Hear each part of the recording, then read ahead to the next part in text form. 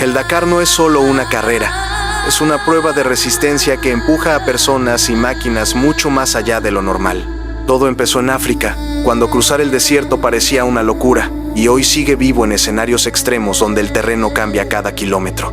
Arena, piedra, calor, frío y silencio, todo se mezcla en una travesía que no perdona errores. Durante casi 2 semanas, los competidores recorren cerca de 8.000 kilómetros, con etapas diarias que pueden durar más de 5 horas. En algunos tramos, las motos y los autos superan los 170 kilómetros sobre tierra suelta, mientras los pilotos deben leer el camino, seguir el roadbook y confiar en su instinto. Aquí no gana solo el más rápido, gana quien resiste, quien sabe cuidar la máquina y también la cabeza. Por eso, el Dakar tiene algo especial. No se trata solo de llegar primero, se trata de llegar. De demostrar que el ser humano todavía puede enfrentarse a lo desconocido con valor, disciplina y pasión por avanzar, aunque el camino parezca interminable.